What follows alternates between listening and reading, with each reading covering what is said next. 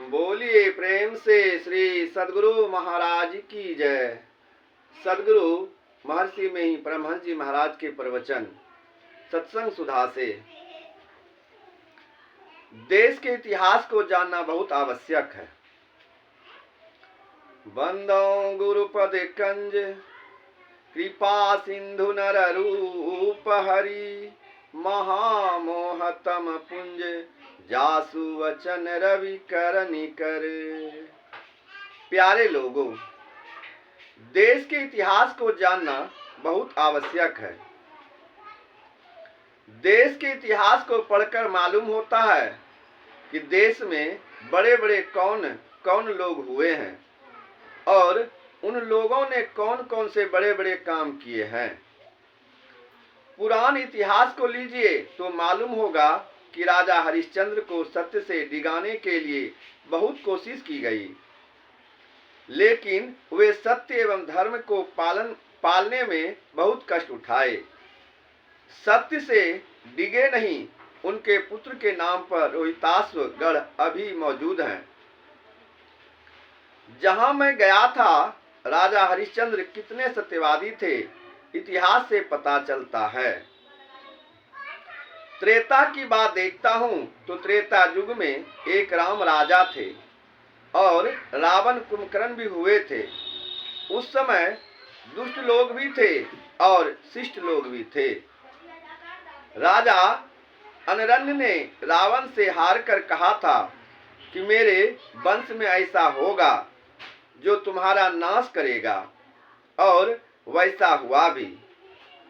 उनके बाद भी बहुत से राजा हुए और उसके बाद राजा अज हुए। राजा अज के बाद राजा दशरथ हुए।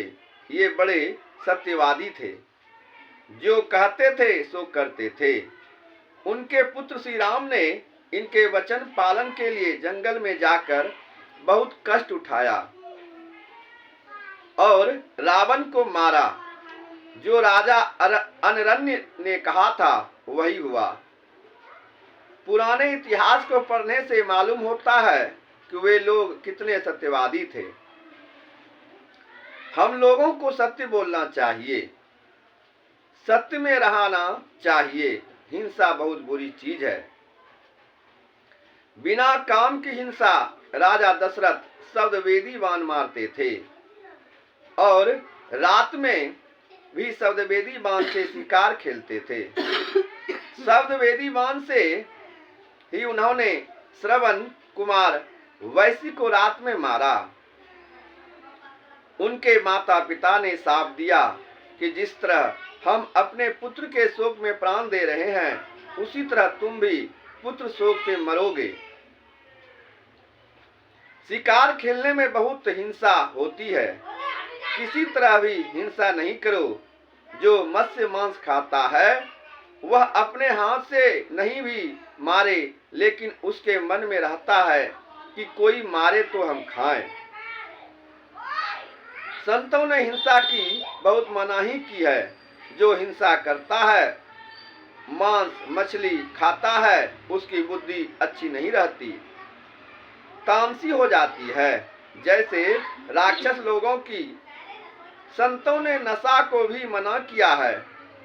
संत लोग जो कुछ कहते हैं, पुराने इतिहासों को देखकर कहते हैं। अभी देखो कैसे कैसे राज्य बदला है।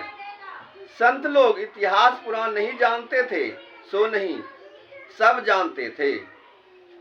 झूठ मत बोलो, चोरी मत करो, व्यभिचार मत करो, ये बड़े पाप हैं। गुरु सेवा करो, सत्संग करो, ध्यानाभ्यास करो, सुरत शब्द योग नादानुसंधान करते रहो। एक जन्म में नहीं तो कई जन्मों में मोक्ष प्राप्त करोगे।